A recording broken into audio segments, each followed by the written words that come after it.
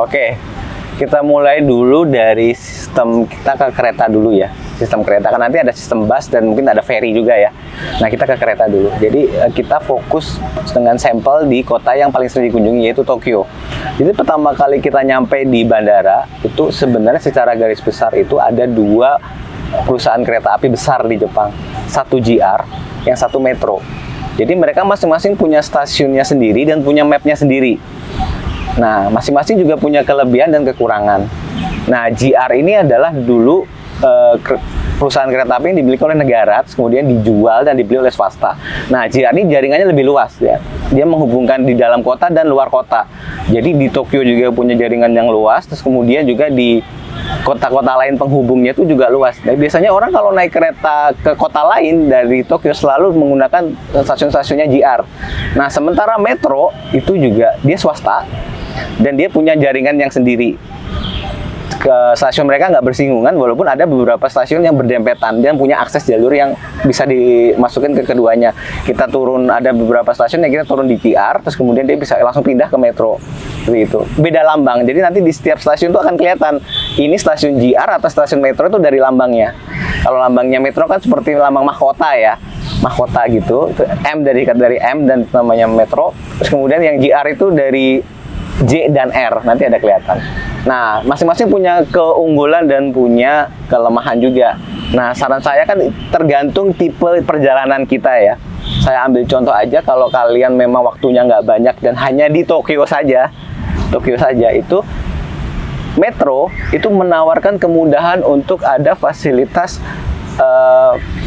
Jadi kita beli di muka, tapi kita bisa pakai bebas untuk 1 hari, 2 hari, atau 3 hari. Hitungan mereka tidak hari secara fix ya, antrinya ada 24 jam, ada 48 jam, ada 72 jam. Jadi hitungnya dari pertama kali kita pakai itu si kartu. Nah, keunggulannya apa? Jadi dengan paket itu kita dalam rentang waktu itu mau dipakai berulang kali, berpuluh-puluh kali naik stasiun apa, nggak bayar lagi. Nah, biasanya harganya dulu itu kalau untuk yang 1 hari sekitar 1.200 yen ya, atau kalau sekarang mungkin sekitar 200.000 lah ya, 200.000. Terus kemudian ada yang 1.500 yen itu untuk 2 hari, ya 240.000 lah. Terus kemudian ada yang untuk 3 hari itu 1.500 yen biasanya. 1.500 yen itu ya sekitar 260 atau 70 itu. Nah, biasanya kalau untuk seminggu, maunya kita di Tokyo seminggu, ya tinggal beli aja dua tiket itu. Kita bebas sebenarnya mau beli 10 tiket juga asal kita mau bayar ya. Jadi umpamanya kalau bilang aja, nah yang boleh beli untuk tiket terusan ya, istilahnya kita ambil sebut saja tiket terusan itu adalah syaratnya kita nunjukin paspor. Artinya orang lokal Jepang tuh nggak boleh beli. Jadi hanya turis yang boleh beli. Makanya itu untuk memudahkan turis kan. Nah, gimana dengan JR? JR juga ada kartu gitu, tapi tidak ada paket yang sehari, 2 hari, 3 hari. Biasanya mereka paketnya adalah per hari. Per hari itu sekitar 600 yen untuk JR. Ya, karena, nah saran saya untuk ke Tokyo seminggu atau mungkin 4 hari atau 5 hari, beli aja yang Metro. Karena hampir semua tempat wisata penting di Tokyo itu masih bisa dijangkau dengan Metro. Itu. Nah, untuk pertanyaan tentang JR Pass, ini kartu yang berbeda lagi. Ini bukan, kalau yang tadi Metro kan untuk lokal ya, satu kota kita keliling-keliling, itu sudah bebas lagi kayak seperti kita bayar di muka kan, untuk 1 hari, 2 hari, 3 hari. Nah, untuk JR 600 yen per hari, nanti ada slipnya. Terus kalau JR itu adalah konsepnya beda lagi. Meskipun sama-sama untuk turis, ini juga syaratnya kan harus pakai paspor ya. Jadi orang Jepang tidak boleh beli JR Pass. Nah, kalau JR Pass itu hitungannya minggu. Ada yang seminggu, ada yang 2 minggu, ada yang 3 minggu kan. Harganya bervariasi beda-beda. Dan itu dibedakan antara harga dewasa dan anak. Jadi ini diperhatikan juga kalau memang kita bawa anak dan kita beli JR Pass, beli yang anak karena harganya setengah. Rugi kalau kita nanti pakai tiket dewasa ternyata buat anak kan ya. Seperti itu. Nah, JR Pass itu pengertiannya adalah tiket terusan juga, tapi bisa dipakai untuk kereta cepat, yaitu Shinkansen kan. Dan biasanya Shinkansen itu untuk menghubungkan antar kota. Nah, yang memiliki tiket terusan antar kota ini hanya JR, karena jaringan stasiunnya kan lebih luas di seluruh Jepang. Jadi umpamanya kita bisa naik kereta ke hampir semua kota di Jepang, karena jaringan keretanya udah sebagus itu. Mau ke Sapporo bisa langsung dari Tokyo, mau ke Fukuoka juga bisa langsung dari situ, meskipun nanti jadwalnya beda-beda ya.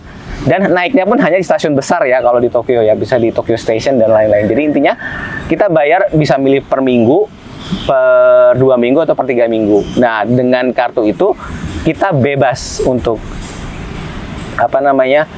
bolak-balik di tiap kota. Mau 1 hari muter bolak-balik 5 kali pun nggak masalah. Bayarnya tetap sama karena kita sudah seperti bayar di muka. Dan JR Pass itu juga bisa dipakai untuk dalam kota. Jadi yang kita nggak harus beli lagi yang 600 yen itu kalau kita udah punya JR Pass, tapi hanya di stasiun JR.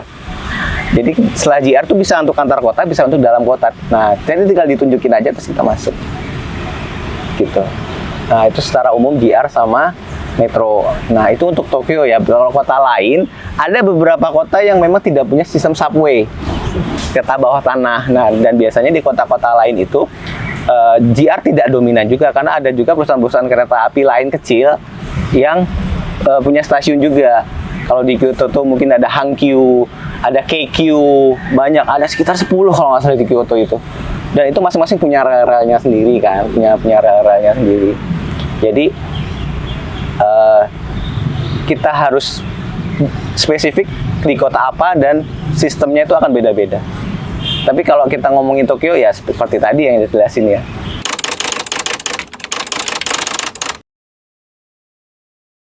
JR Pass itu ada 2 cara mendapatkannya ya. Biasanya di setiap negara tuh ada agennya. Di Indonesia pun juga ada. Bisa beli sebelum kita berangkat, maksudnya beli di agennya. Bisa juga ketika kita nyampe di Jepang. Jadi di setiap bandara itu ada tempat untuk penjualan tiket JR. Jadi entah kita turunnya di Haneda, atau kita turunnya di Narita, atau di bandara di Osaka, atau di Kansai, itu juga pasti ada outlet untuk penjualan. Dan JR itu tidak pernah bisa dijual lewat vending mesin. Tidak menyediakan itu. Gitu. Jadi selain di situ, biasanya di stasiun besar itu akan juga ada outlet penjualannya. Jadi kalau di Tokyo itu ada di Tokyo Station, itu juga ada jual JR Pass. Terus kemudian di Shinjuku, jadi stasiun hub yang besar ya, yang memang stasiun penghubung di berbagai wilayah, itu biasanya ada. Kalau stasiun kecil nggak ada. Jadi kita kalau mau beli JR, pilihannya bisa dari negeri sendiri ya, maksudnya ada agennya, kita bisa beli sebelum berangkat, atau ketika kita nyampe sana kita di bandara beli JR, atau di stasiun besar seperti Shinjuku atau Tokyo Station. Nah, itu juga bisa dijual, dan itu diterima langsung oleh orang, jadi nggak lewat vending machine dan segala macam. Jadi kita bayar, kita tunjukin paspor seperti yang tadi ya, jadi harus turis yang boleh beli, terus kita dapat JR-nya, terus kita pakai. Dan sistem memakainya itu kalau untuk antar kota kan kita tinggal nunjukin tiketnya, jadi kita nggak masukin, nggak kemudian nge-tap gitu, enggak. Jadi kita tinggal nunjukin aja ke petugasnya ya, ini ada JR, terus kita masuk ke peron kan gitu. Jadi ada 2 cara itu membeli, jadi tidak harus lewat agen, sampai pun kita bisa beli. Jadi tenang aja.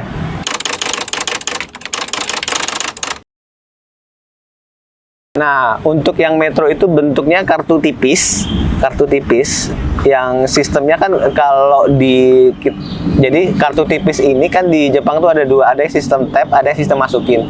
Nah, kartu tipis itu nanti sistemnya dimasukin.